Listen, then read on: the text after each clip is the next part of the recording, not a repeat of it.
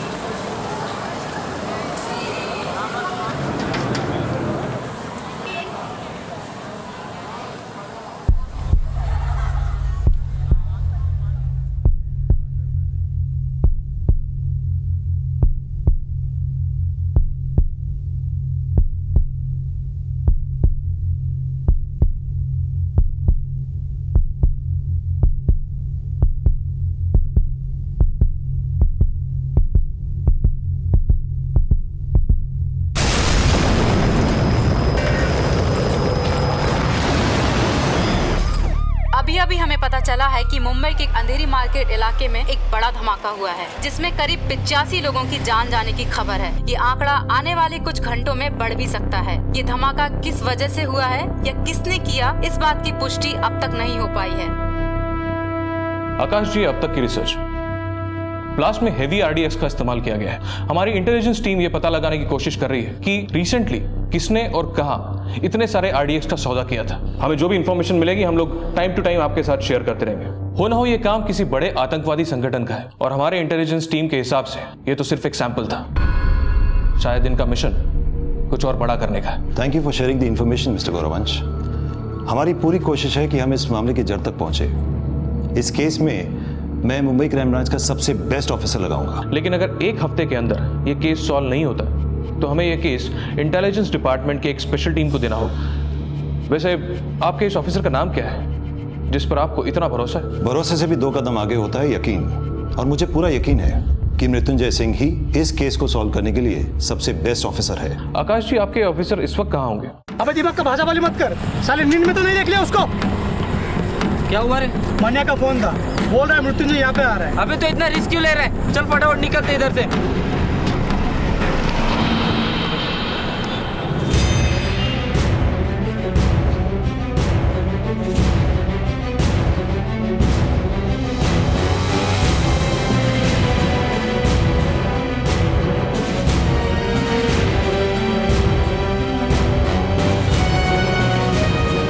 तू रोक मत, भगा डाल, साला खुद ही हट जाएगा।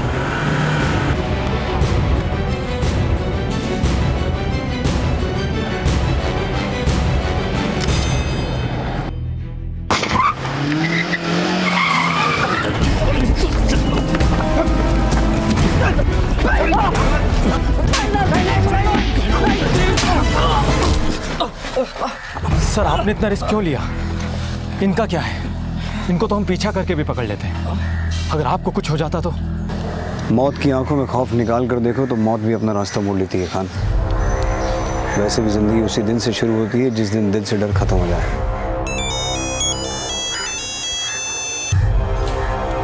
सर,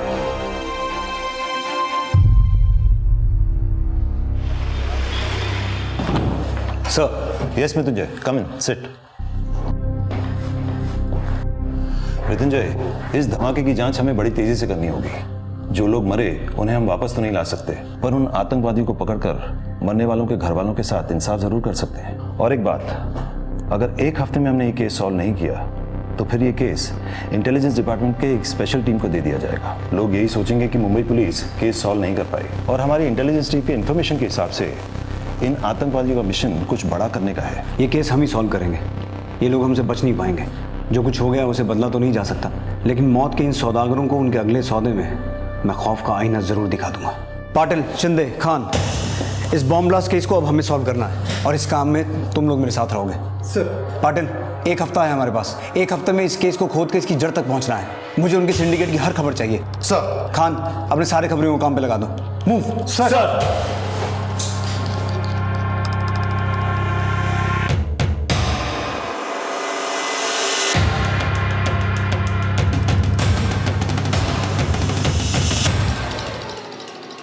भैया सेब कैसे दिए? 150 किलो मैडम। 150 रुपए किलो?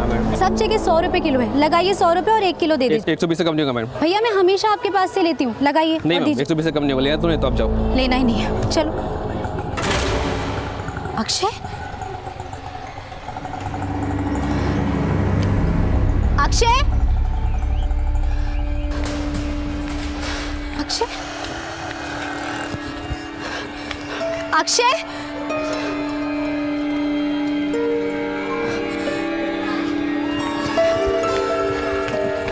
अक्षय, कितनी बार कहा है हाथ छोड़कर नहीं जाना है। और ये आइसक्रीम, क्या आइसक्रीम किसने दी तुम्हें?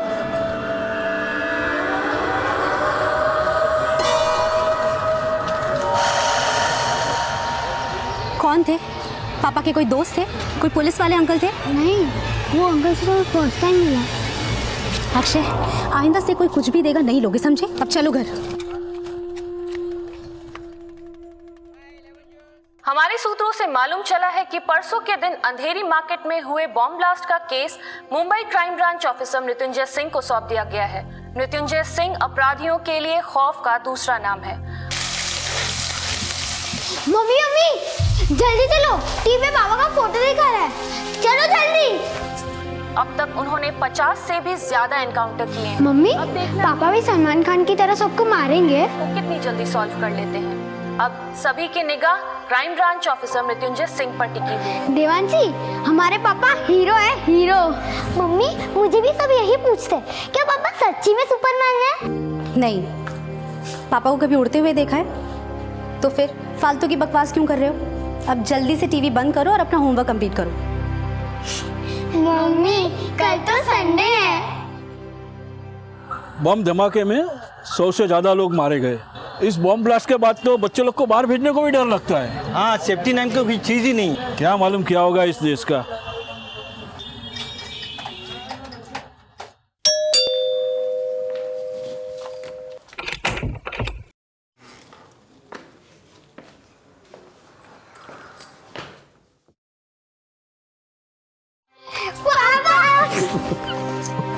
ये लो तुम दोनों के लिए। पापा कल स्केटिंग भी चाहिए। अच्छा, दोनों को एक साथ चाहिए? प्लानिंग मिल जाएगी। आपके अलावा डिपार्टमेंट में और कोई नहीं है क्या? टीवी में आने का इतना ही शौक था तो हीरो बन जाते। आज अक्षय के साथ कुछ भी हो सकता था। क्या हुआ अक्षय को?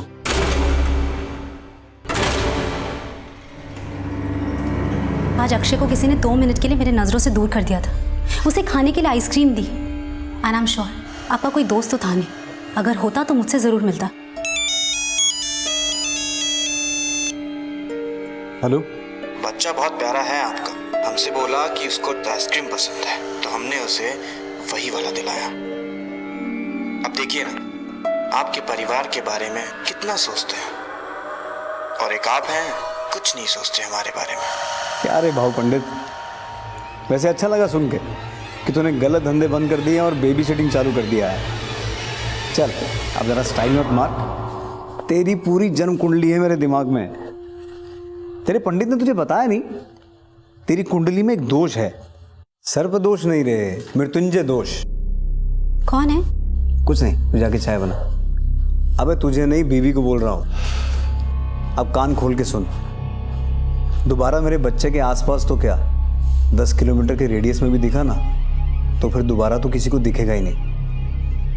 अखबार पढ़ता होगा ना, मालूम है ना, अभी रिसेंटली हाफ सेंचुरी पूरी की है। अब एक नसीहत दूं फ्री में, पुणे से बाहर मत निकलना, और खासकर मुंबई में तो दोबारा दिखना ही मत, वरना 51वां नंबर, समझ गया ना? पापा मुझे फोन दो ना, कब से बात कर रहे हो, मुझे गेम खेलना है। चलो फोन रख, बच्चे को गेम खेलना है। चलो अब सो जाओ। गुड नाइट पापा। Good night.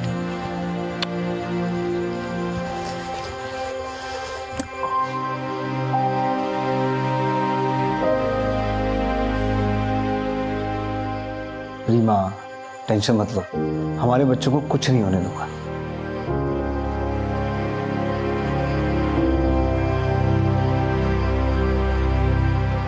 चंदे। हाँ सर। आज तेरा दिन कैसा है? दिन तो बहुत अच्छा है सर। चलो फिर गन लोड करो, देखते हैं आज तो कितना लकी है। सर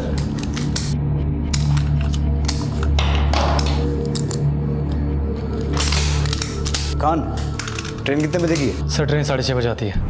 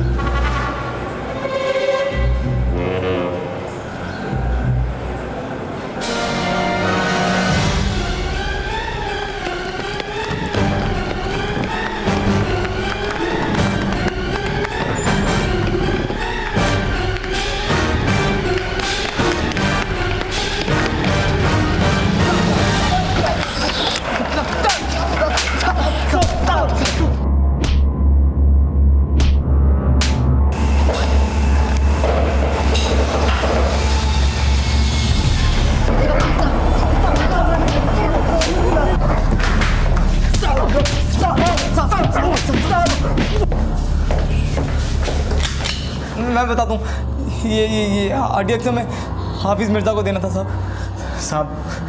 भगवान खेड़े स्टेडियम साहब, 9:30 बजे रात को।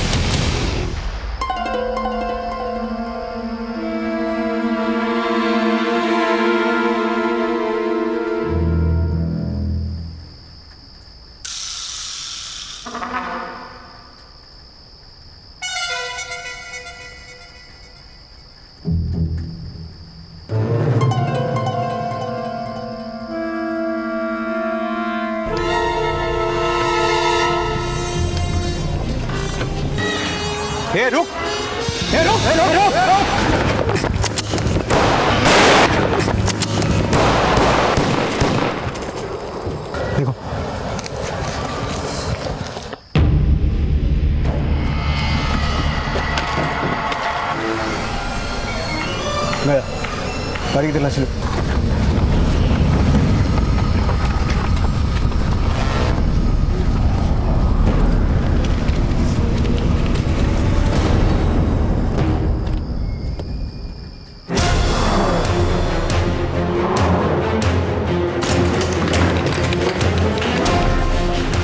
पूरा घर चेक करो।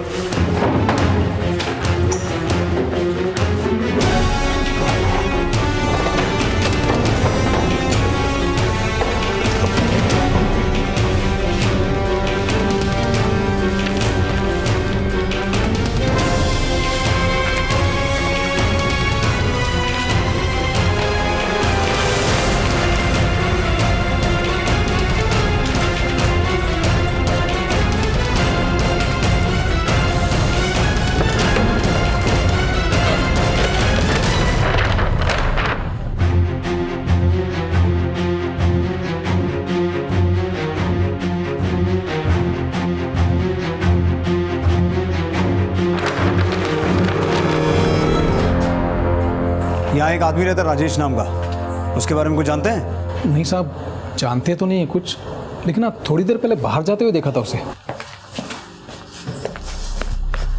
इस घर पर नजर रखना, 24 घंटे कांस्टेबल यहाँ चाहिए मुझे। हमारी मुंबई पुलिस की टीम को इस बात की जानकारी मिली कि बोरीवली स्टेशन पर कुछ 2 लोग आरडीएक्स सप्लाई करने जा रहे थे। हमारी टीम ने बड़ी मुश्किल से इन दोनों आतंकवादियों को पकड़ा, जिनसे ये पता चला कि ये आरडीएक्स खुखार आतंकवादी हफीज मिर्जा को पहुंचाया जा रहा था। हफीज मिर्जा वही आतंकवादी था जिसकी हमें काफी वक्त से तलाश थी। पुलिस के साथ मुठभेड़ में हफीज की मौत हो गई। आगे की जानकारी हम आपको अपडेट करते रहेंगे। Thank you.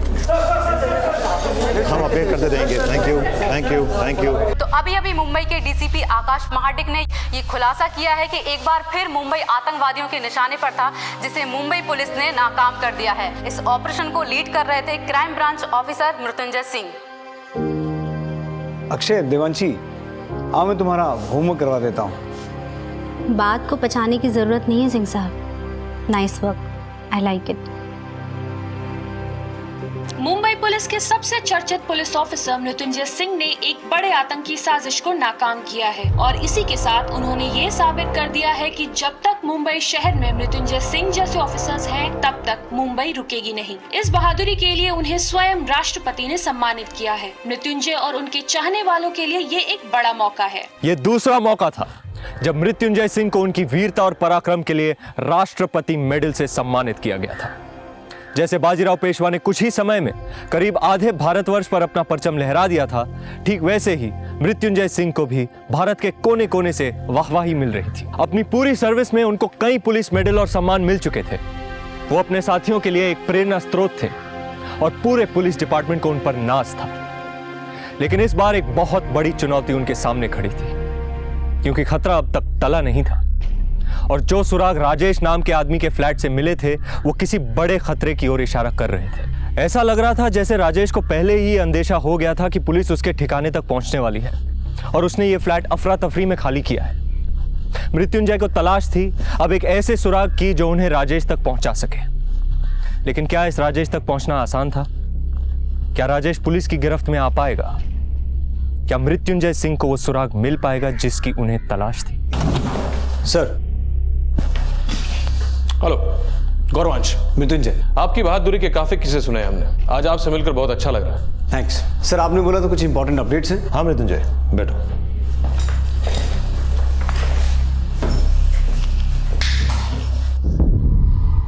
इस फोटो को गौर से देखिए। यह है आजाद हिंदुस्तान का कमांडर बिलाल।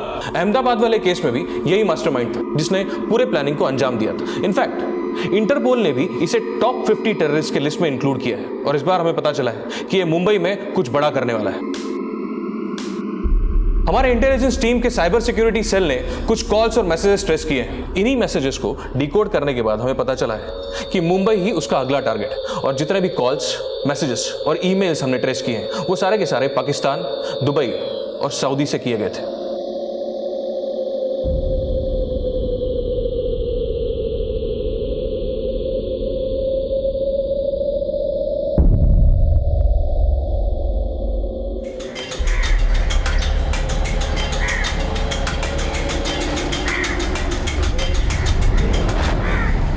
अमर? जी अंकल, आपसे मेरी फ़ोन पे बात हुई थी। चलो मैं तुम्हें घर दिखाता हूँ। ये घर है और हमेशा इसे साफ सुथरा रखना। जी अंकल, घर तो मुझे पसंद है। अंकल, कभी कभी कुछ दोस्त मेरे यहाँ पढ़ाई के लिए आएंगे, आपको कोई प्रॉब्लम तो नहीं है? बट वो दोस्त कोई लड़की तो नहीं है? नहीं अंकल, लड़की का चक्कर नहीं है। तो फिर ठीक है, लाओ सारे पेपर मुझे दे दो, मैं जुरास करा कर तुमको दे दूंगा।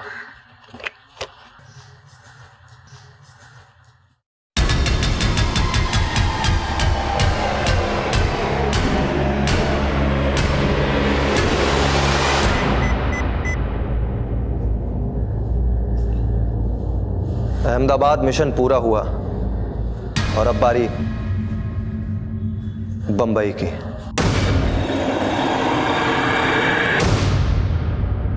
बिलाल उर्फ राजेश जैसे आतंकवादी बड़ी ही होशियारी के साथ अपने ठिकाने का चुनाव करते हैं। वो हमेशा ऐसी जगह ढूंढते हैं जहां उनको आसानी से रहने की जगह मिल जाए, और इस केस में भी ऐसा ही हुआ। इस बार भी उसको रहने की जगह बड़ी आसानी से मिल गई, क्योंकि उसके मकान मालिक ने खास पूछताछ नहीं की और उस पर यकीन कर लिया। और यही हमारी सबसे बड़ी गलती होती है, क्योंकि हम अनजाने में इन आतंकवादियों के मकसद कामयाब बनाने में भागीदार बन जाते हैं। लेकिन अगर उस दिन उसके मकान मालिक ने उसकी ठीक से पूछताछ की होती तो शायद बिलाल को रहने की जगह नहीं मिलती।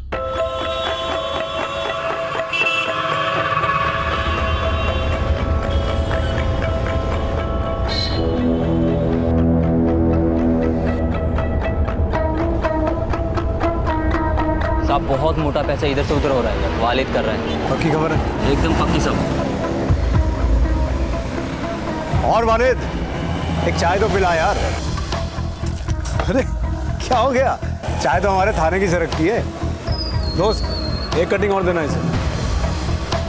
क्या रे वालिद, साला इतना माल छाप रहा और 6 रुपए की चाय पी रहा टपरी में। एक किधर साहब, इधर 6 रुपए के भी बांधे। अच्छा, देख मैं क्या लेके आऊं तेरे लिए। सुन, हाँ, माल इधर से इधर हो जाएगा, टेंशन नहीं है। अपना कमीशन 2% मिलेगा ना। देख भाई, बाद में मच नहीं मांगता है। हाँ मालूम है, हवाला का पैसा है, कड़क नोट मिलेगा। अरे पर पूछना तो बनता है ना। सब माफ कर दो साहब, सब ठोकना मत साहब। अरे नहीं रे, तुझे क्यों ठोकूंगा, तू दोस्त है अपना। सुन, अब बिना छू चुकी मुझे ये बता, इतना पैसा इधर से उधर ट्रांसफर किसके लिए किया?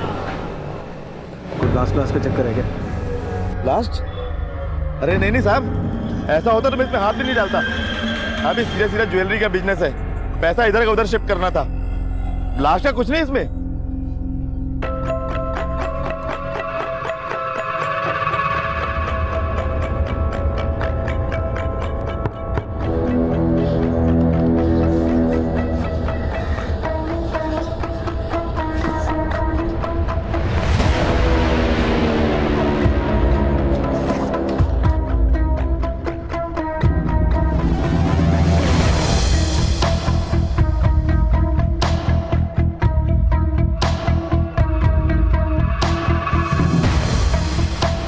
सामान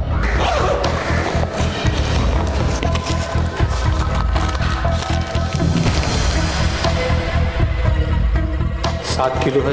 इतना काफी होगा पूरी बंबई को हिलाने के लिए। आओ, तुम लोग अभी ग्रैंड रोड मार्केट जाओ और बाकी के सामान का जल्दी से जल्दी बंदोबस्त करो। जाओ। सर, मैंने वालिद नाम के एक आदमी को पकड़ा जो हवाला का बहुत बड़ा अमाउंट इधर से उधर कर रहा था, लेकिन वो पैसा किसी ज्वेलरी कंपनी का निकला। उनका कोई टेररिस्ट कनेक्शन नहीं है। मृत्युंजय, इस मेल को इंटेलिजेंस डिपार्टमेंट ने ट्रेस किया है। इस मेल में मुंबई की धड़कन को रोकने की बात की गई है। जरूर प्लानिंग बहुत बड़ी है इस बार। सर, मैं बहुत जल्द इन लोगों तक पहुंच जाऊंगा। ये लोग जो भी प्लान कर रहे हैं, मैं इन्हें कामयाब नहीं होने दूंगा। खेल भले ही इनका हो, जीत हमारी होगी। Excuse me sir.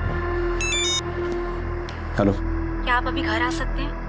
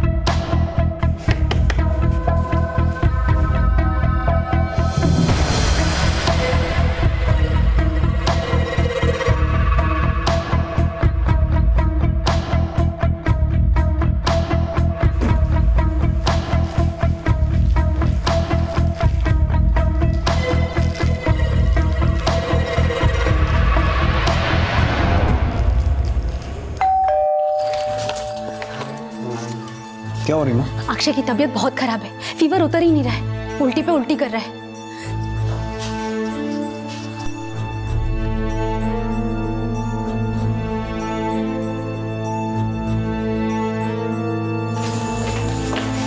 मृत्युंजय, क्या आपके पास थोड़ा वक्त होगा अपने बेटे के लिए? मैं सब कुछ अकेले नहीं कर पाऊंगी।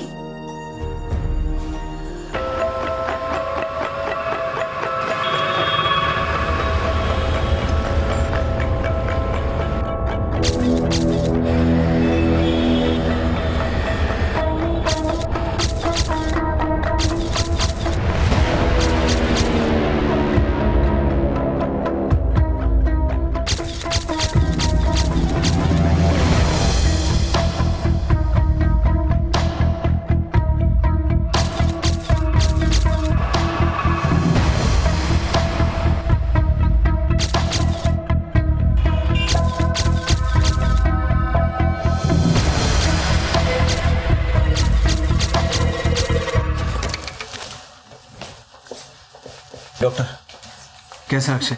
आपके बेटे को अभी के अभी एडमिट करना पड़ेगा, वो बहुत ही सीरियस है। अब उसे यहाँ पहले क्यों नहीं लाया?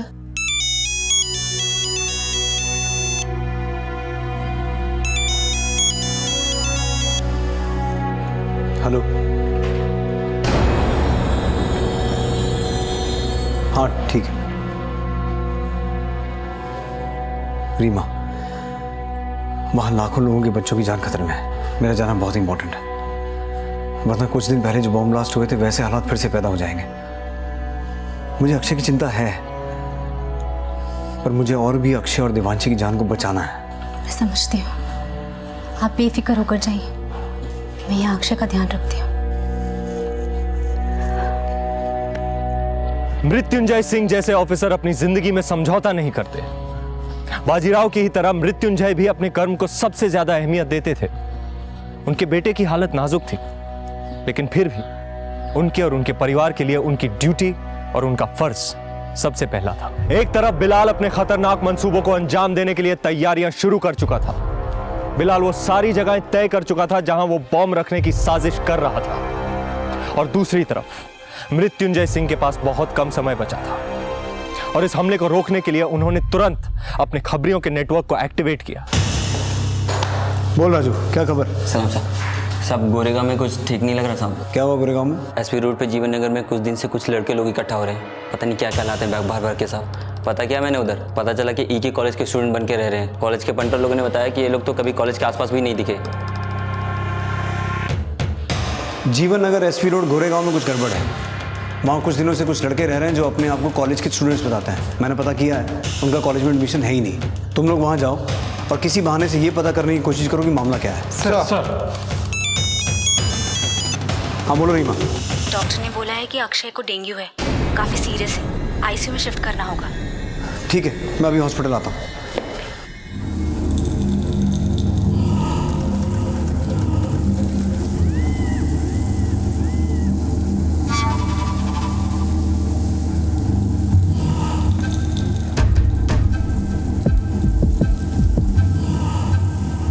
भाई बहुत जोर की भूख लगी है, बिरयानी मंगा ले क्या? मटन बिरयानी मंगा ले, और साथ में तंदूरी चिकन भी, और 2 विस्की की बोतल। जा। ठीक है।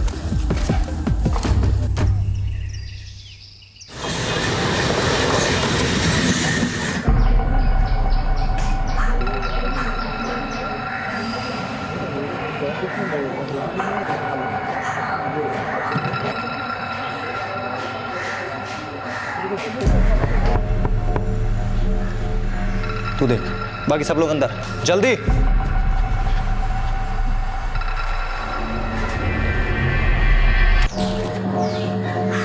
हेलो सर, मैं एयरवेज मोबाइल कंपनी की तरफ से आया हूँ। आपके लिए पोस्टपेड में एक बढ़िया ऑफर है। 800 रुपये में अनलिमिटेड कॉलिंग और 3G डेटा फ्री है सर। शुक्रिया, हमको जरूरत नहीं है सर। 500 SMS भी फ्री हैं।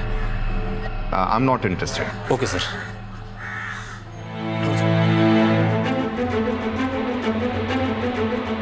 सर, हमने पूरे जीवन नगर को छान मारा, वहाँ पर सिक्योरिटी नाम की कोई चीज़ नहीं है। एक घर में एक लड़का मिला जिसने दरवाज़ा खोला, दिखने में एकदम सीधा साधा, लेकिन उस घर के अंदर काफ़ी सारा खाना पड़ा था, जिसे देखकर लग रहा था कि काफ़ी लोगों ने आधा खाकर छोड़ दिया है। पड़ोसियों से कुछ पता चला? पड़ोसियों को ज़्यादा कुछ पता नहीं, ये लोग अभी वहाँ नए आए हैं। मृत्युंजय सर, गुजरात पुलिस ने अभी अभी एक आतंकवादी को जामनगर से पकड़ा है। ये अब तक के हुए अहमदाबाद ब्लास्ट और मुंबई ब्लास्ट में शामिल रहा है। इंटेलिजेंस वाले अहमदाबाद केस के दौरान यूज किए गए फ़ोन नंबर्स की जांच कर रहे थे। उनके हाथ 5 नंबर्स लगे, जिनमें से एक गोरेगांव एरिया में एक्टिव था। मैं कल पूरी तैयारी के साथ वहाँ रेड करता हूँ।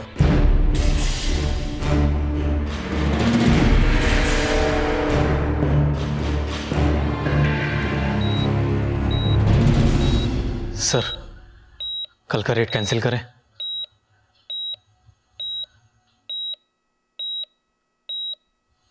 आप कब से ऐसा सोचने लगे? यहाँ हॉस्पिटल में आपके बेटे को बचाने के लिए डॉक्टर्स हैं, मैं हूँ उसके पास, लेकिन देश के हजारों बेटों को बचाने के लिए कल कौन होगा वहाँ? ड्यूटी के फर्स्ट डे आपने शपथ ली थी कि आपके लिए देश सबसे पहले होगा, देश के लोग सबसे पहले होंगे, देश की सुरक्षा सबसे पहले होगी।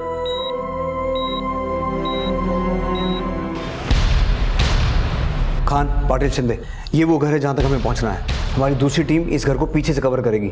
शिंदे, पाटिल, तुम दोनों लेफ्ट साइड कवर करो। मैं पहले दरवाजे तक पहुँच के उन्हें एक बार सरेंडर करने का मौका दूंगा। मेक श्योर इस घर का हर एग्जिट पॉइंट और विंडो पर हमारा टारगेट शार्प हो। वेरी इंपॉर्टेंट, पहले लोकलाइट्स को वहाँ से निकालना है। खान, तुम मेरे साथ रहोगे। Sir, we don't have to miss it guys. Let's go. आज हमारा मिशन पूरा होते ही हम लोग अलग अलग रास्ते निकल जाएंगे। सबके टिकट्स अलग अलग ट्रेन की है। ये लो, आपस में बांट लो। धमाके के कुछ दिन बाद हम चुप बैठेंगे और फिर एक नए धमाके की प्लानिंग। ये प्लानिंग कब होगी मैं तुम लोगों को इत्तला कर दूंगा। और ये लो कुछ पैसे। आज शाम लोखंडवाला मार्केट, अंधेरी स्टेशन, दादर, CST और होटल लाइमलाइट, इन सारी जगहों पर भीड़ काफ़ी ज़्यादा होगी। हमारे लिए इससे अच्छा मौका नहीं हो सकता अपने मंसूबों को कामयाब बनाने का।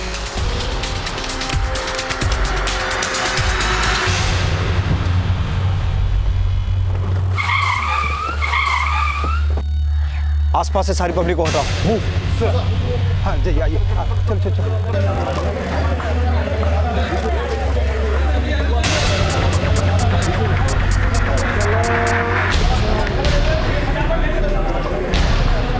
पुलिस है। अरे छोड़िए इसे, मूव। चलिए अपने घर पे जाइए। चलिए चलिए, फटाफट जाइए, फटाफट।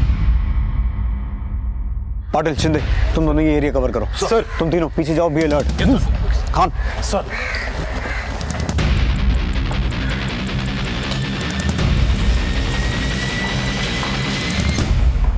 कुछ भी करने से पहले मैं तुम लोगों को बता दूं, पुलिस ने पूरे एरिया को घेर लिया है। यहां से बच निकलने का कोई चांस नहीं है। हम लोग खून खराबा नहीं चाहते। बेहतर होगा बारी बारी से बाहर आ जाओ।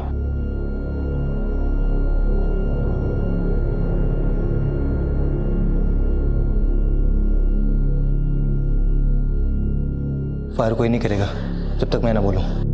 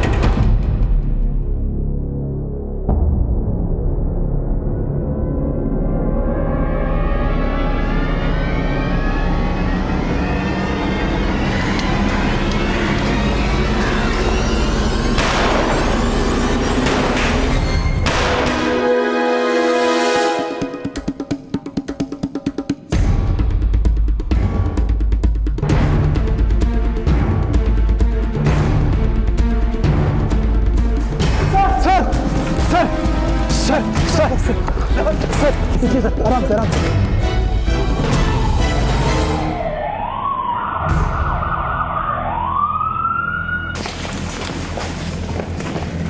रीमा, अक्षय के साथ। अक्षय ठीक है, लेकिन ये आपको क्या हो गया?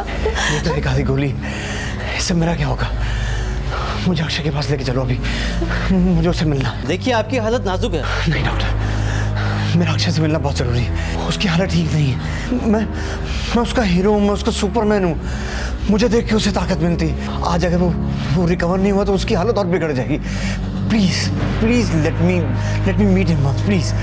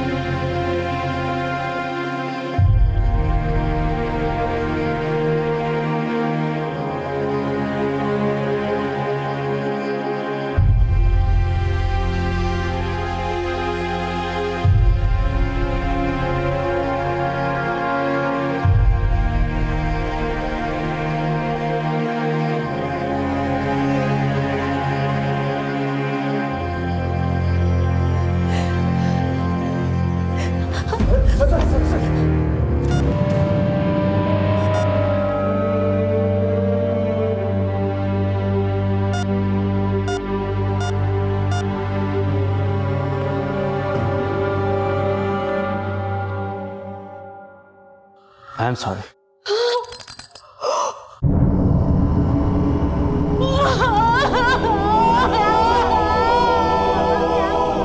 हमें ये बड़े दुख के साथ बताना पड़ रहा है कि मुंबई पुलिस और हमारे देश को आज एक बड़ा झटका लगा है। हमारे बीच एक ऐसा जाबाज ऑफिसर नहीं रहा जिसकी जाबाजी एक मिसाल थी। शहीद मृत्युंजय सिंह ने मुंबई और मुंबई के लोगों को तो एक खौफनाक सीरियल ब्लास्ट से बचा लिया, पर इस दौरान शूटआउट में फंसे 2 बच्चों को बचाते हुए उन्हें आतंकवादियों से कुछ गोलियां लग गईं, जिसकी वजह से आज शाम वो वीर गति को प्राप्त हुए।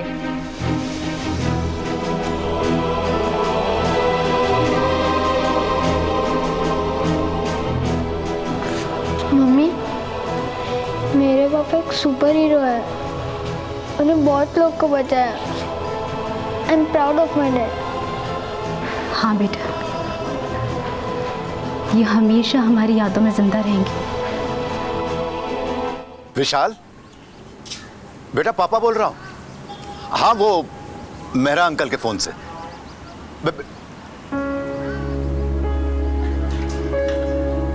क्या हुआ? काट दिया ना?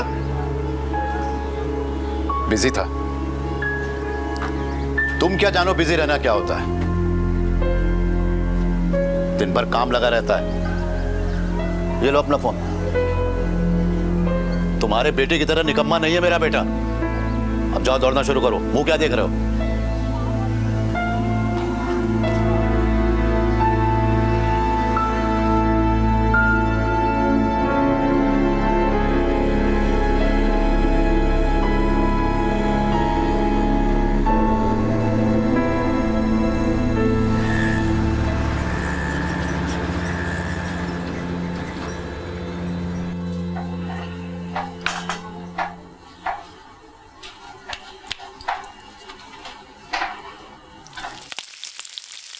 मंदार, तू जल्दी से बाजार जा और दही लेकर आ।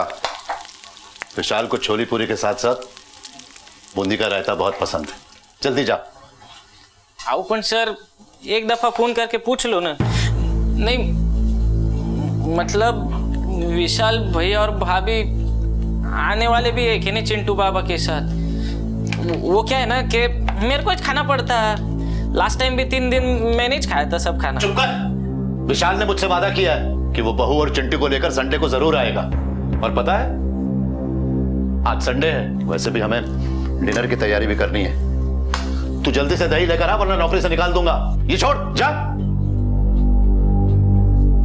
नहीं आएंगे।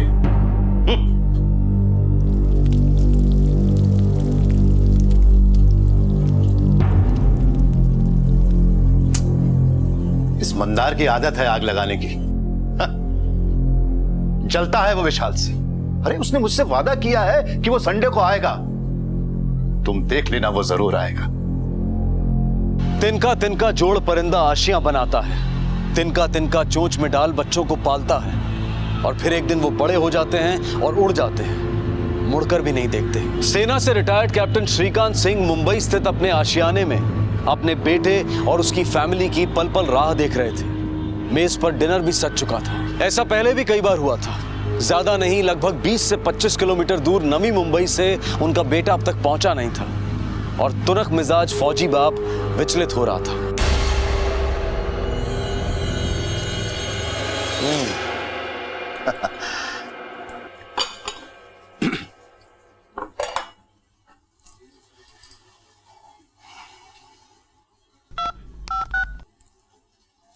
विशाल, कहां हो बेटा तुम लोग? 11 बज चुके हैं। मैंने अपने हाथों से खाना बनाया बेटा तुम लोगों के लिए।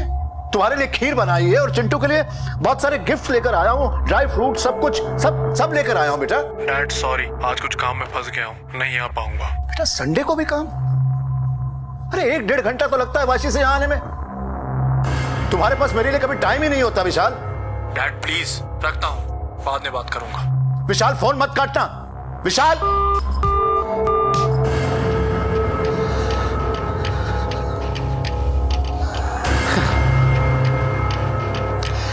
काट दिया। बाप से भी बात करने का टाइम नहीं है इसके पास। काम काम बस काम, पाल पोस के बड़ा किया है मैंने। मंदार, बिस्किट लेकर आओ। मंदार, कहां मर गए? सर जाकर बिस्किट लेकर आ। जाने दो ना सर, आप तो खाना खा लो ना। अब तुझसे जितना खाए उतना ही करा कर। जा बिस्किट लेकर आ, जा फौरन। अपने हाथों से खाना बनाया मैंने, क्या फायदा हुआ? वो विस्की खत्म हो गया है सर। जब खत्म हो जाती विस्की तो लेकर आना चाहिए ना। इडियट, ये लो, दोबारा ऐसी गलती नहीं होनी चाहिए। फास्ट।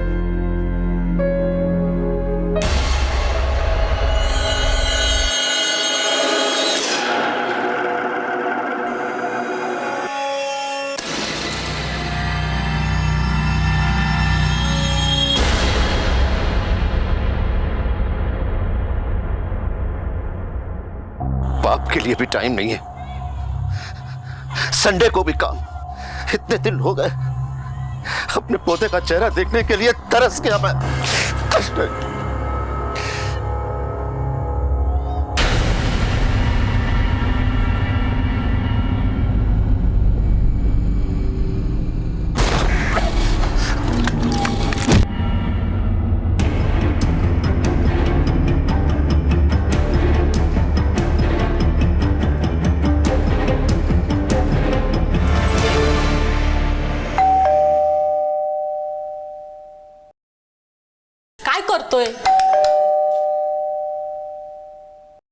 अरे बाबा, मुझे दूसरे यहाँ भी काम पर जाना है।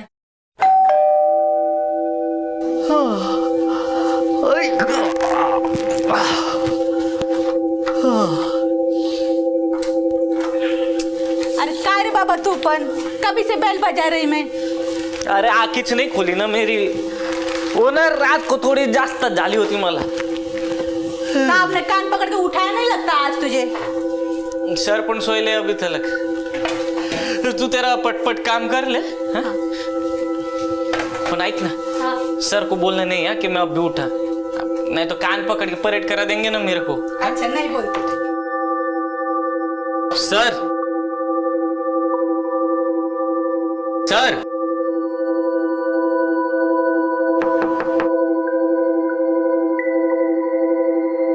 सर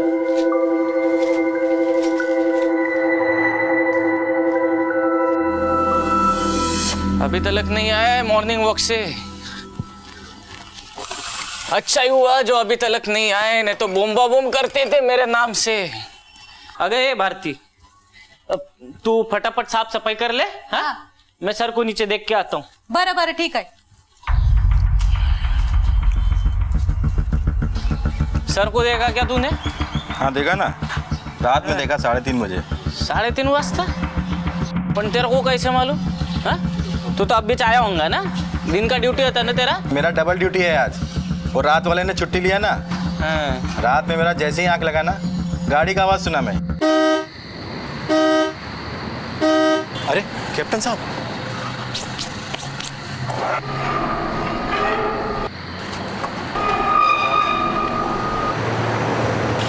सलाम साहब। इसलिए तेरा ऐसा हालत हो गया है। कर उसको अंदर कर, सर आएंगे तो परेड करा देंगे ना तेरे को भी। जा अपना काम कर। किधर गए होंगे सर? वो भी बिना बोले सर को फोन करना मत था।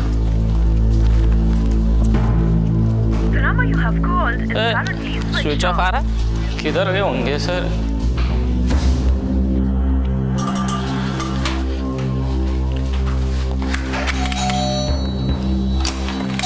क्या हुआ?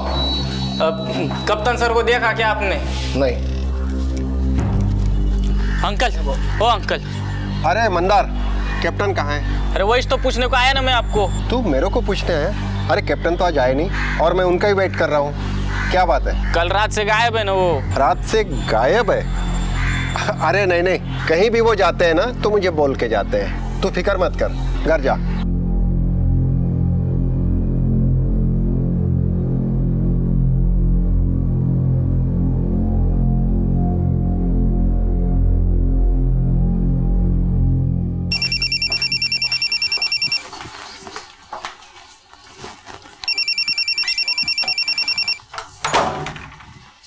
बेटा बाहर जाके पढ़ाई करो।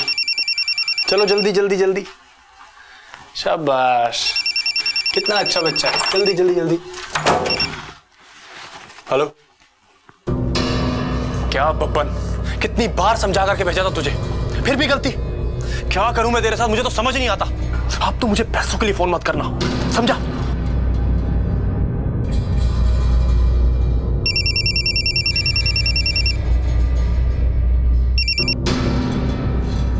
हेलो भैया, कब से फोन कर रहा मैं आपको, आपका फोन ही नहीं लग रहा। हाँ, वो मैं किसी से बात कर रहा था। बोल क्या हुआ? आपके पापा नहीं मिल रहे। पापा नहीं मिल रहे? पापा कोई छोटे बच्चे हैं जो गुम हो जाएंगे? अब तुझे पता है ना पापा के मूड के बारे में, कितने घुमक्कर टाइप के हैं। चले गए हों किसी दोस्त से मिलने के लिए। तू एक काम कर, बुआ को फोन करके पूछ ले, पुणे ना गए उनसे मिलने के लिए। और मैं तुझे शाम को फोन करता हूँ, ठीक है? हाँ, बिजी हूँ थोड़ा अभी। भैया हेलो, कैसी औलाद है, बाप की चिंता ही नहीं है।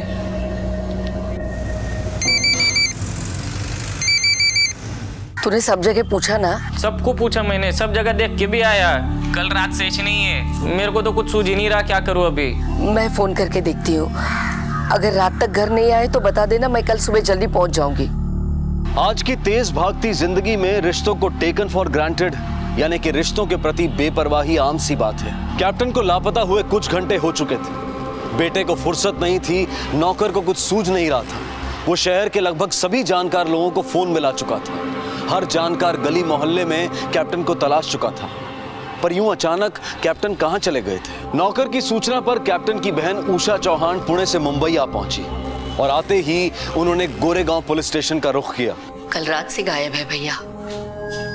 मंदार ने फोन करके बताया मुझे। बहुत चिंता हो रही थी, इसलिए भागे भागे आ गई हूँ मैं पूना से। एक तो वैसे ही गुस्सा उनके नाक में बैठा रहता है। डर लग रहा है कि गुस्से में कहीं घर से चले ना गए हो। तुझे कैसे पता चला सिंह साहब गायब हैं? वो वॉचमैन मेरे को बोल रहा था, मतलब वो मेरे को बोला कि कल रात को 3:30 बजे सर अपने गाड़ी में किधर तो भी निकल गए। तब तो क्या कर रहा था? मैं तो सो रहा था ना साहब। सर रात को चले गए और तुझे कुछ पता नहीं चला, ऐसा तो नहीं हो सकता। अब सर ने दिन भर कुछ तो तैयारी की होगी और रात को जाते वक्त जब दरवाजा खोला होगा तुझे कुछ तो सुनाई दिया होगा। वो संडे था ना सर, तो मैं थोड़ी सी थोड़ी ज्यादा ही छो गई थी।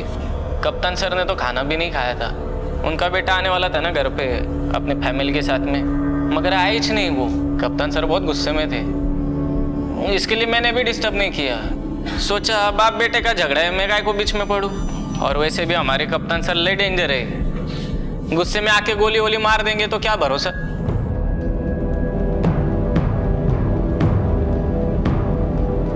उनका बेटा कहाँ रहता है? वाशी, नवी मुंबई ला। उनके बेटे को पता नहीं कि सिंह साहब गायब है? नहीं नहीं मालूम है ना, मैंने तो फोन करके बोला था उनको। तो फिर वो आया क्यों नहीं? उसे उनकी कोई फिक्र नहीं है। उसने तो मंदार से ये भी कह दिया कि गए होंगे कहीं घूमने। विशाल की शादी हुई है तब से विशाल भाई के साथ नहीं रहता। उसकी पत्नी को और उसको भाई के साथ रहना अच्छा नहीं लगता, शायद इसीलिए थोड़े चिड़चिड़े से रहते हैं। एक ही तो बेटा है उनका, लेकिन न ठीक से बात करता है न उनका ख्याल रखता है। उनके बेटे विशाल सिंह को कैसे पता कि सिंह साहब घूमने गए? उसका ऐसा है ना साहब कि हमारे सर को आदत है, वो जाते ऐसे बीच बीच में कभी 8-10 दिन घूमने के लिए। हाँ मगर जब भी जाने के मेरे को बोल के जाने के। ये तो फर्स्ट टाइम ही ऐसा हुआ कि एक तो आधी रात गए और ऊपर से कुछ बोला भी नहीं, इसलिए थोड़ी चिंता हो रही है सब। अब आप ही बताओ, ऐसे आधी रात को कोई जाता है क्या घूमने? कोई लेटर और मैसेज वगैरह छोड़ के गए? नहीं, कोई लेटर वगैरह तो नहीं। हाँ बस एक ट्रैवलिंग बैग नहीं है और थोड़ा बहुत कुछ कपड़ा भी नहीं है। सिंह साहब की एक फोटो दे दीजिए और कार डिटेल लिखवा दीजिए। बुआ, क्या जरूरत थी पुलिस कंप्लेंट लिखवाने की? और ये तो है ही गवार, और आप भी इसकी बातों में आ गई। पता है ना तुझे पापा के मूड के बारे में? चले जाते हैं बाहर घूमने के लिए, आ जाएंगे वापस। याद है ना से 2 साल पहले क्या हुआ था? मनाली चले गए थे 10 दिन के लिए, और 10 दिन में सिर्फ उन्होंने एक ही कॉल किया था। आपकी बात बराबर है भैया, पर वो मेरे को बोल के जाते, फोन करते रहते, उनका फोन भी बंद है ना। सिंपल सी बात है, मोबाइल में नेटवर्क नहीं होगा या फिर फोन की बैटरी चली गई होगी। पुलिस उनके बारे में इंक्वायरी करेगी और लोग उनके बारे में 10 तरह की बातें करेंगे, वो अलग बेवकूफ कहीं का।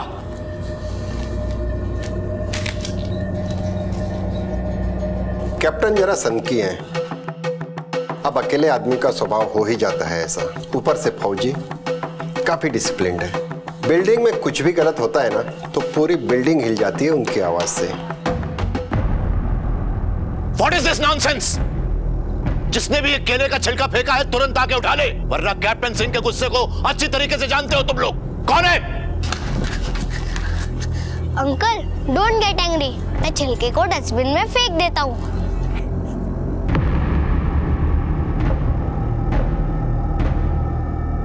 जितनी जल्दी उन्हें गुस्सा आता है ना उतनी जल्दी वो शांत भी हो जाते हैं। एक बात है, उनका बेटा उन्हें बहुत नेग्लेक्ट करता था। हो सकता है उसी बात से गुस्सा हो के वो कहीं चले गए हों। हाँ साहब, बहुत डर लगता था कैप्टन साहब से। वैसे मैंने जाते हुए देखा था कैप्टन साहब को। कितने बजे साहब? ये कोई 3:30 बजे। सलाम साहब। मगर सच बोलूं साहब, वो जब से यहाँ से गए ना, बिल्डिंग में बहुत शांति है। छोटी छोटी बात पर चिक चिक किया करते थे। ये बटन क्यों खुला है? बंद करो इसे। जी जी जी जी जी सर। तुम यहाँ सिक्योरिटी के लिए तैनात हो ना? एक भी सिलवट नहीं आती थी हमारी वर्दी पर। और जरा अपनी वर्दी की तरफ देखो, हम भी अपनी देश की सिक्योरिटी का काम करते थे। उसी तरीके से तुम भी इस बिल्डिंग की सिक्योरिटी के लिए तैनात हो ना? जी जी जी जी। वर्दी ऐसी होनी चाहिए कि अंदर आने वाला डर के तुमसे 2 कदम पीछे हट जाए। अंडरस्टैंड? जी। अब आप ही बताइए ना साहब, कहाँ देश का महान फौजी और कहाँ ये बिल्डिंग का मामूली सा वॉचमैन? जरूरत पड़ने पर बड़े साहब तुम्हें पुलिस स्टेशन बुलाएंगे। शहर छोड़ के कहीं जाना मत। जी sir. Captain uncle is the best, मुझे बहुत प्यार करते हैं, अच्छी अच्छी स्टोरी भी सुनाते हैं। तो ऐसे थे हमारे नेताजी सुभाष चंद्र बोस और उनकी आजाद हिंद सेना। समझे? जी सर। अब ये बताओ कि उनका नारा क्या था? तुम मुझे खून दो, मैं तुम्हें आजादी दूंगा। Very good, keep it up. अब नेताजी की कहानी जो मैंने सुनाई और उनका ये नारा तुम सब हमेशा याद रखना। बच्चों से बहुत लगाव है उनको। बड़ों पर चाहे जितना भी गुस्सा करें, लेकिन बच्चों के साथ बच्चा बनकर खेलते हैं। वो क्या है ना सर, पोते से तो मिल नहीं पाते, तो सोसाइटी के बच्चों के साथ ही खुश रहने लगे। अपने बेटे से बिल्कुल नहीं बनती है उनकी। देश की सरहद की सुरक्षा में अपना जीवन अर्पण करने वाले कैप्टन श्रीकांत सिंह की अपनी ही सोसाइटी में मुख्तलिफ छवि थी। कहीं ये खौफ पैदा कर देने वाले कड़क डिसिप्लिनेरियन की, तो कहीं प्रेरणा भरी कहानियां सुनाने वाले बुजुर्ग की। लेकिन इन दोनों तस्वीरों के बीच में कैप्टन श्रीकांत की एक तस्वीर और भी थी। अपने ही परिवार, अपने ही बेटे से मायूस एक पिता की, अपने पोते से ना मिल सकने के गम में जीते एक दादा की। काफी दिन गुजर गए लेकिन कैप्टन की कोई खबर नहीं थी। घर से कैप्टन अपने होशो हवास अपनी मर्जी से निकले थे, लेकिन मंजिल और मकसद अब तक किसी को पता नहीं था। नौकर मंदार के हिसाब से कैप्टन साहब कभी भी बिना बताए घर से बाहर नहीं जाते थे। उनका फोन बंद है, ऊपर से अब तक उन्होंने किसी को कांटेक्ट भी नहीं किया है। सीनियर सिटीजन है, इस केस पे हमें कुछ ज्यादा ध्यान देना होगा। उनकी कार के बारे में कुछ पता चला? नहीं सर, अभी तक तो नहीं, लेकिन उनकी गाड़ी की डिटेल्स हमने सारे थानों में भेज दी है। और कॉल रिकॉर्ड? सर ये रही। सर कैप्टन के मोबाइल की लास्ट लोकेशन उनका घर ही था, और 23 नवंबर की रात के बाद से वो मोबाइल अभी तक ऑन नहीं हुआ है। और सर उनके गायब होने के पिछले 24 घंटों में उनकी बात 2 लोगों से हुई थी, उनकी बहन से और उनके बेटे से। लास्ट कॉल बेटे को थी, और उसके पहले के भी कॉल रिकॉर्ड्स हमने चेक किए हैं सर, लेकिन कोई ऐसा नंबर नहीं मिला जिस पे डाउट हो। बेटे की कॉल रिकॉर्ड मंगाओ, पता करो 30 तारीख की रात वो कहाँ था। हम उसके घर जाकर पूछताछ करते हैं और साथ में नौकर मंदार को भी ले लेते हैं। पुराना नौकर है, बाप बेटे के रिश्ते को अच्छी तरह से समझता होगा। अच्छा एक बात बता, ये कैप्टन सिंह साहब और उनकी बहन के बीच में रिश्ता कैसा था? बेटे से जब भी गुस्सा होने के बहन के घर पेश तो जाते थे वो। और बेटे के साथ? बेटा तो फोन भी करके नहीं पूछने का उनको। हाँ, एक बार घर पे आया था, हम लोग को चिल्लम चिल्ली करके गया। वो बोल रहा था क्या जरूरत थी पुलिस में मिसिंग रिपोर्ट लिखाने की। बुआ, क्या जरूरत थी पुलिस कंप्लेंट लिखवाने की? और ये तो है ही गवार, और आप भी इसकी बातों में आ गई। अच्छा एक बात बताइए, कैप्टन सिंह साहब और उनके बेटे के बीच में हाल फिलहाल में कोई झगड़ा वगैरह हुआ था? साल में 1-2 बार ही आने का उनका बेटा।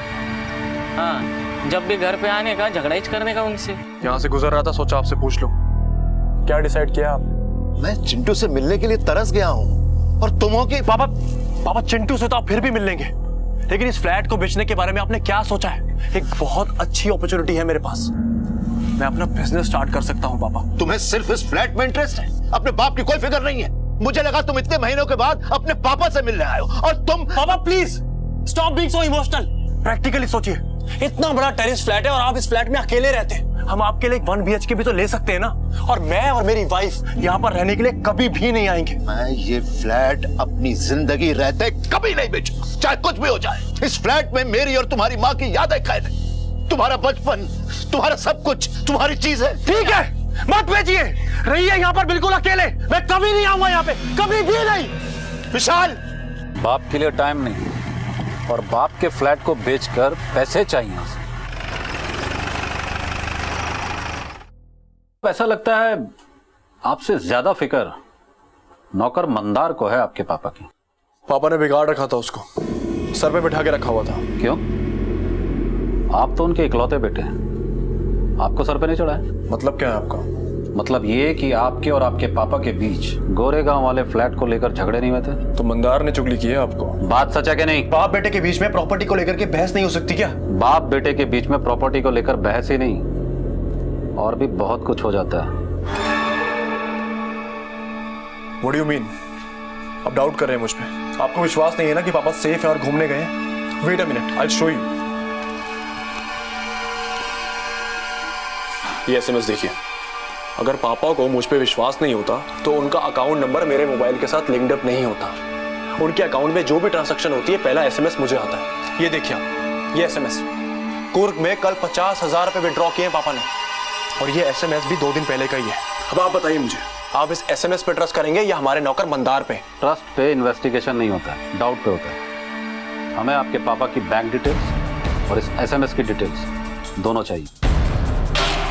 सर, कुर्ग ब्रांच से CCTV फुटेज नहीं मिल पाई है। उस दिन कैमरे की सर्विसिंग हो रही थी, लेकिन सर 50,000 का विड्रॉल हुआ है, वो भी सेल्फ चेक से। इतनी इन्फॉर्मेशन मिली है सर। कैप्टन कुर्ग में बैंक से पैसे भी विड्रॉ किए, फिर अब तक किसी से कोई कांटेक्ट क्यों नहीं किया? कुर्ग ऐसी जगह तो है नहीं जहां पे मोबाइल नेटवर्क ना हो, फिर उनका मोबाइल फोन अभी तक स्विच ऑफ क्यों है? कहीं ऐसा तो नहीं कैप्टन खुद को छुपाने की कोशिश कर रहे हैं हम सबसे? सर, बाप बेटे के बीच में प्रॉपर्टी को लेकर झगड़ा था, हो सकता है कैप्टन साहब बेटे से नाराज हो इसलिए फोन नहीं कर रहे होंगे। तो नौकर मंदार और बहन से तो बात कर सकते हैं ना, गुस्सा बेटे पे, नौकर और बहन पे नहीं। रात को 3:30 बजे कैप्टन का घर से निकल जाना, वो भी बिना किसी को बताए। सलाम साहब। और तब से लेके अब तक उनका किसी से भी कोई कांटेक्ट नहीं करना, ये कोई सिंपल सा मिसिंग केस नहीं। उस रात कुछ तो जरूर गलत हुआ है।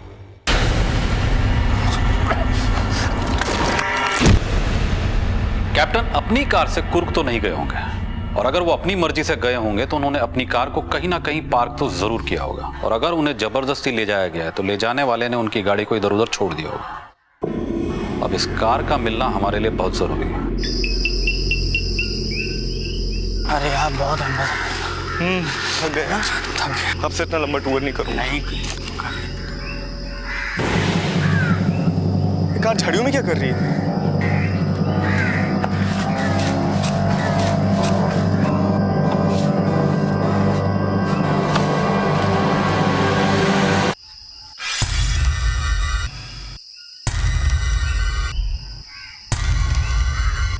हेलो।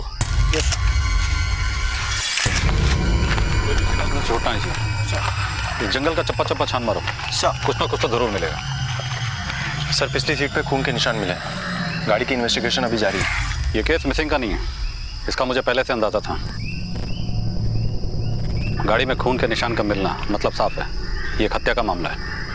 चलो कैप्टन के घर चलकर तलाशी लेते हैं।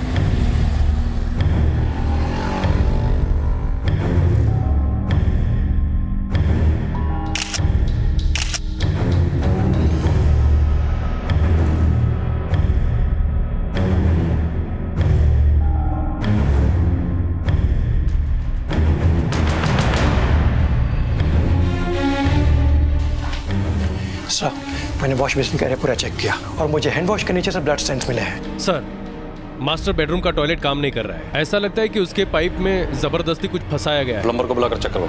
Yes sir. सर इस गन पे भी ब्लड के निशान मिले। मुझे इन सबकी जांच रिपोर्ट जल्द से जल्द चाहिए। गाड़ी में मिले खून के निशान और बंदूक में मिले खून के निशान, दोनों को मैच करिए। वो नौकर मंदार बाहर ही खड़ा है सर, उसको हिरासत में लो। उस रात कुछ ना कुछ तो घर में जरूर हुआ था और वो एक अकेला ऐसा शख्स है जो उस वक्त घर में मौजूद था। ओके सर, चलो। साहब चलो। कुछ नहीं किया बताता हूँ, साहब, चलो। मैंने कुछ नहीं किया। आईफोन क्या साहब? अरे मैं था उस दिन रात को घर में।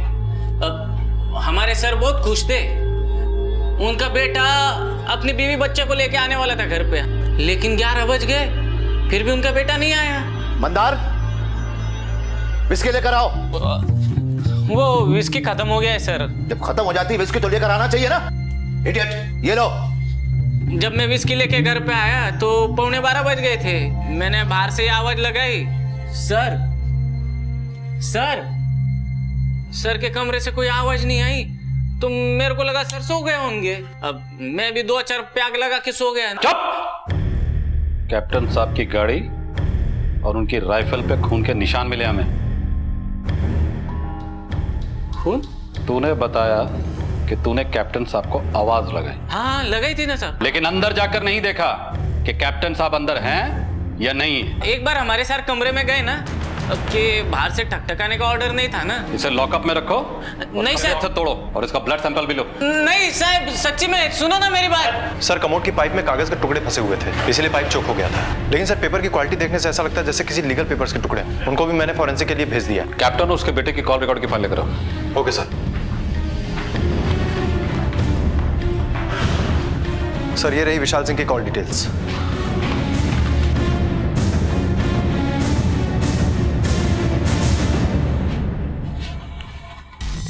कॉल रिकॉर्ड के मुताबिक कैप्टन ने आखिरी कॉल अपने बेटे को किया था। जैसा कि मंदार ने बताया कि अब कैप्टन ने अपने बेटे से बात की, फिर वो अपने कमरे में चले गए। बेटा घर आने वाला था लेकिन आया नहीं।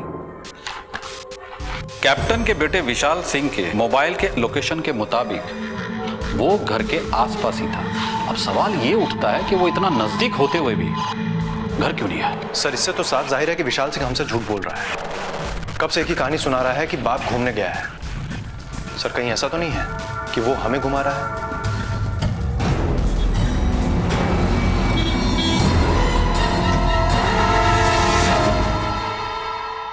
अब तक आपको यह बात तो पता चल ही गई होगी कि ये केस एक मिसिंग का केस नहीं बल्कि उससे कहीं ज्यादा है। आपके पापा के घर और गाड़ी दोनों जगह से हमें खून के निशान मिले। बहुत चिंता हो रही है मुझे मेरे पापा की। बहुत देर कर दी चिंता करने में। वैसे अब एक बात की और चिंता होगी आपको। 23 नवंबर की रात आप अपने पापा के घर से लगभग 1 किलोमीटर की दूरी पर थे। हाँ मैं पास में था। तो ये बात आपने हमसे छुपाई क्यों? ये बात मुझे इतनी इंपॉर्टेंट लगी नहीं। 1 किलोमीटर की दूरी पर अपने पापा से मिलने नहीं जाना ये इंपॉर्टेंट नहीं है या फिर आपके पापा आपके लिए इंपॉर्टेंट नहीं है? आप लोग मुझे गलत समझ रहे हैं। एक्चुअली मेरी वाइफ की मेरे पापा से बिल्कुल बनती नहीं है।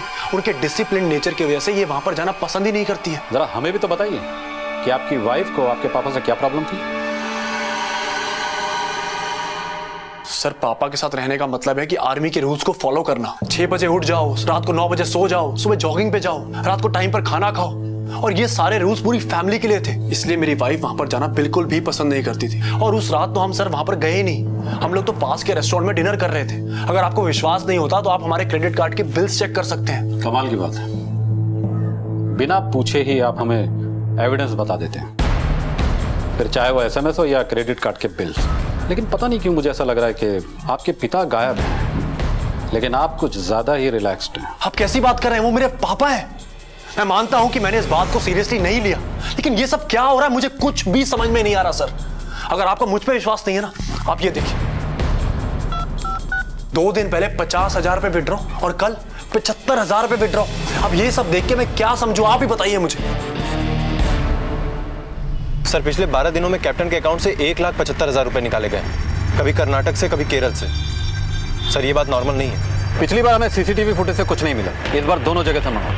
पता तो चले कैप्टन के अकाउंट से पैसे ड्रॉप कैप्टन ही कर रहा है या कोई और। सर राइफल पे कैप्टन के उंगलियों निशान मिले हैं, लेकिन जो ब्लड सैंपल्स हमें उनकी गाड़ी और उनके घर से मिले हैं उसका ब्लड ग्रुप ना तो कैप्टन से मैच करता है, ना ही उनके बेटे विशाल से, ना ही नौकर मंदार से। वो किसी और के हैं। तो ये तीसरा है कौन? कहीं ऐसा तो नहीं उस रात कैप्टन ने कत्ल किया जिसे हम शिकार समझ रहे हैं, वो शिकारी हो?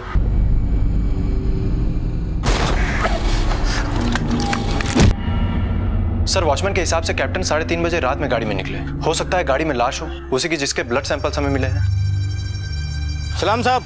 हो सकता है कैप्टन लाश को ठिकाने लगाने के बाद भागते फिर रहे हो। सर मंदार रिमांड पे है, उसका क्या करना है? वार्निंग देके छोड़ दो, उससे कहो मुंबई से बाहर ना जाए। Okay sir. बैंक से सीसीटीवी फुटेज आई है।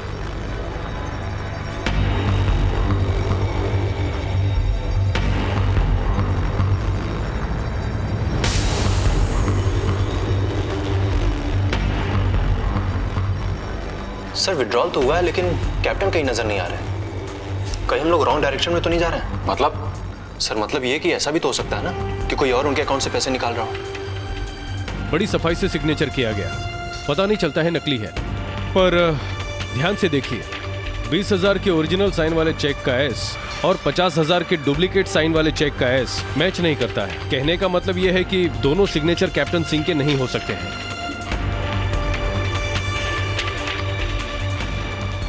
Are you sure ये सिग्नेचर कैप्टन श्रीकांत सिंह के नहीं? या आई एम 100% श्योर।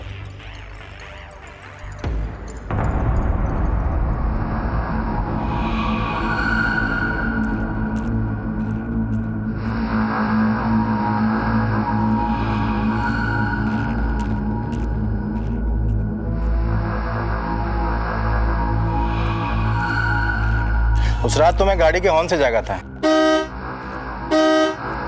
पर हाँ साहब, गाड़ी कैप्टन साहब की थी।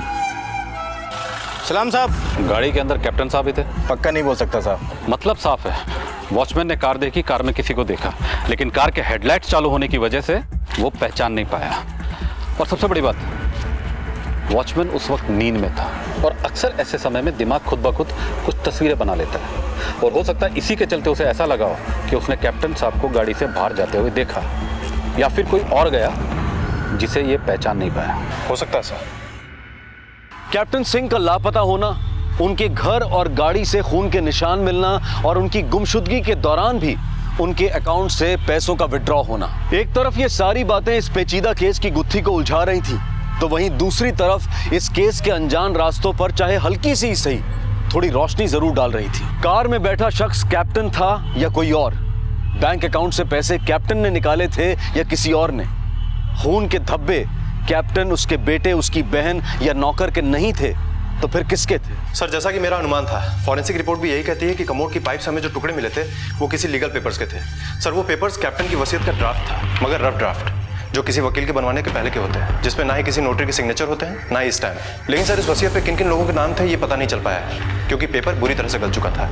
कैप्टन की वसीयत के हकदार सिर्फ 2 शख्स हैं, एक उनका बेटा, दूसरे उनकी बहन। प्रॉपर्टी पे नजर उनके बेटे की, कमोड के पाइप में मिले वसीयत के फटे हुए टुकड़े और घर से मिले खून के निशान इस बात का सबूत है कि उस रात घर में कोई ना कोई वारदात तो जरूर हुई थी। कहीं ऐसा तो नहीं कि कैप्टन साहब ने अपने बेटे को वसीयत से बेदखल कर दिया और गुस्से में आकर बेटे ने बाप को मरवा डाला हो, और उसने किसी को इस काम पे लगा दिया हो कि रेगुलर इंटरवल पे बैंक से पैसे विड्रॉ करता रहे, ताकि किसी को कोई शक ना हो और सबको ये लगे कि कैप्टन साहब जिंदा है। हो सकता है सर। कैप्टन साहब का कोई ना कोई लीगल एडवाइजर तो जरूर होगा। पता लगा उनका लीगल एडवाइजर कौन है? मैं ना सिर्फ लीगल एडवाइजर हूँ, बल्कि उनका दोस्त भी। कैप्टन साहब ने एक वसीयत बनवाई थी, शायद वो वसीयत आपने ही बनाई होगी। कैप्टन साहब वसीयत बनाने का इरादा रखते थे, इस बारे में मेरी उनसे बात भी हुई, लेकिन फाइनल ड्राफ्ट बना नहीं। आपकी जानकारी में कैप्टन साहब ने अपना फ्लैट और बाकी की जायदाद किसके नाम की? बेटे के नाम। एक ही बेटा है उनका, और किसके नाम करते हैं? क्यों?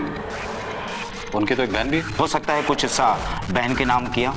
हमने सुना है कि कैप्टन साहब और उनके बेटे के बीच संबंध कुछ कड़वे थे। कैप्टन साहब उससे नाराज रहा करते थे, लेकिन फिर भी जहां तक वसीयत का सवाल है वो अपने बेटे के नाम ही करना चाहते थे।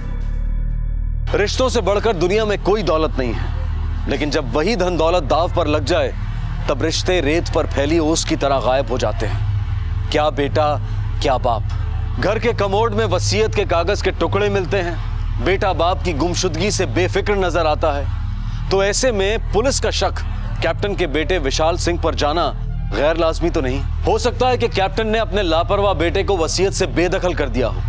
ऐसे में कैप्टन की मौत से बेटे विशाल के लिए संपत्ति का रास्ता एकदम साफ हो जाता है। खैर, पुलिस सिर्फ विशाल पर शक कर सकती थी, कानूनी कार्रवाई नहीं, क्योंकि उनके पास विशाल के खिलाफ कोई ठोस सबूत नहीं थे। और तभी तफ्तीश का एक तार सबूत की शक्ल में सामने आया। हाँ बोले देश पांडे। सर, कार में मिला हुआ खून का सैंपल कैप्टन के घर में मिले हुए खून के सैंपल से बराबर मैच होता है। मगर एक बेहद इंटरेस्टिंग फैक्ट सामने आया है, और वो ये है कि इस आदमी का डीएनए एक और आदमी के डीएनए से मैच होता है, और वो कैप्टन के बहुत ही करीबी है। किसे?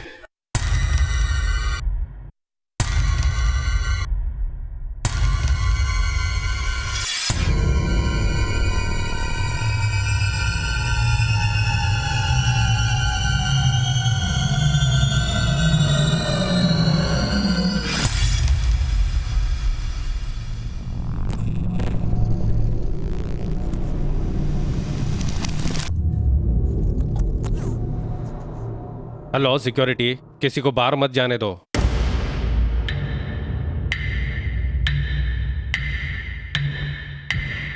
एक मिनट सर, कुछ सिक्योरिटी प्रॉब्लम है। अरे सर प्लीज सर, रुकिए सर। हाइट बोला ना सर। सर अरे सर पकड़ो इसको। अरे ये चोर है। छोटे चोर है, भाग रहे, पकड़ो। अरे पकड़ो इसको। इंस्पेक्टर साहब लेके जाइए, ये चोर है, लेके जाओ साहब। जिंदगी का सफर रहस्यों से भरा है। यहाँ राह चलते कौन सामने आ जाए कहना मुश्किल है। बैंक के सीसीटीवी फुटेज में ये कौन शख्स था? अगर कैप्टन अपने अकाउंट से पैसे नहीं निकाल रहे थे तो ये कौन उनके पैसों पर सेंध लगा रहा था? मुंबई पुलिस की गतिशीलता काम आ गई। घर और गाड़ी में मिले खून के धब्बों का डीएनए एक ही आदमी का निकला, और डीएनए भी उसका जो अब तक बेकसूर बना सबको गुमराह कर रहा था।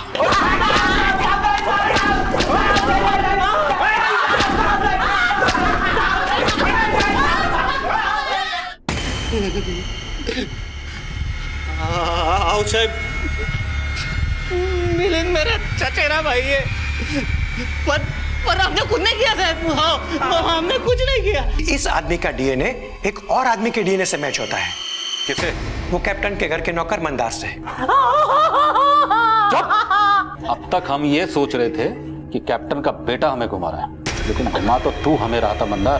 तेरी कुंडली तो छप चुकी है, सारी कहानी हमारी समझ में आ चुकी है। अब सीधे सीधे सच बता।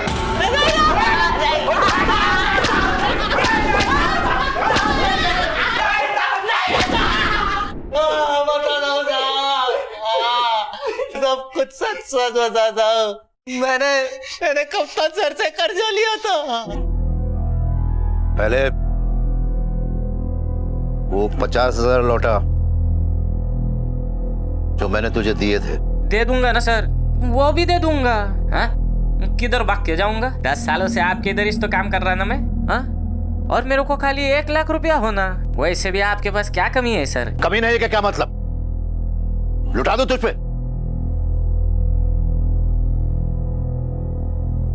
बेटा है मेरा, पोता है मेरा।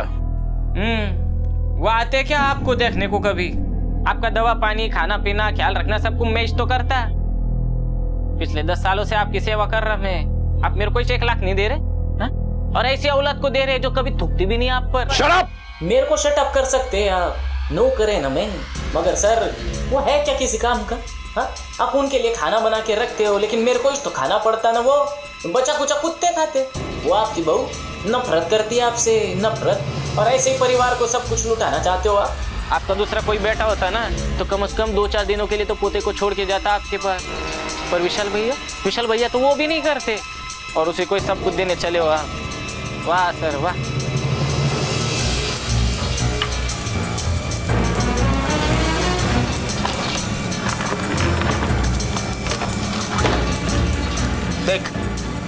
देख नालायक, अपनी वसीयत का एक हिस्सा मैंने तेरे नाम पर भी किया था, लेकिन आज मुझे तेरी नीयत में खोट नजर आ गई, इसलिए मैं इस वसीयत को फाड़ता हूं।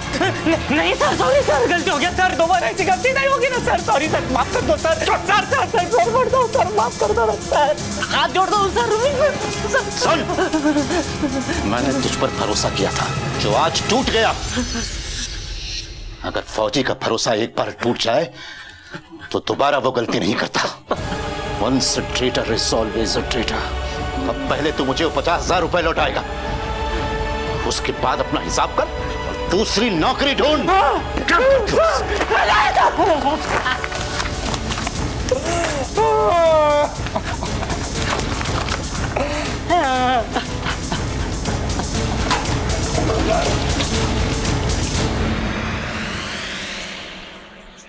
मेरे को लगा कप्तान सर का गुस्सा 1-2 दिन में ठंडा हो जाएगा, हमेशा नहीं होता था, पर इस बार तो उन्होंने ठान ही रखा था कि मेरे को काम पे से निकाल देंगे।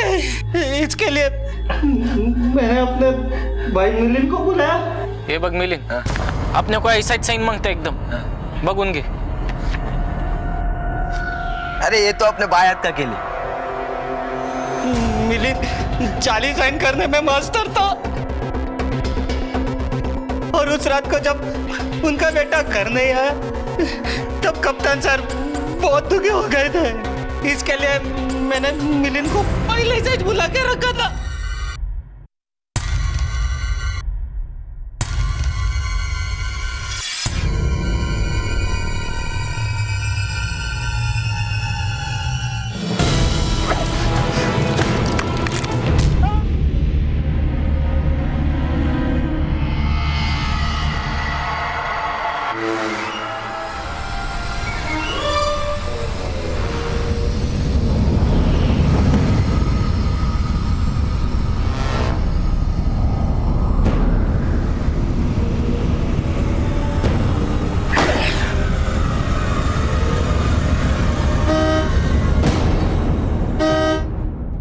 अरे कैप्टन साहब,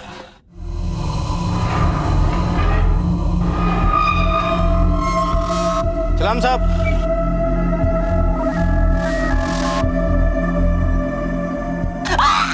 अब ये बता, कैप्टन साहब की बॉडी कहाँ है?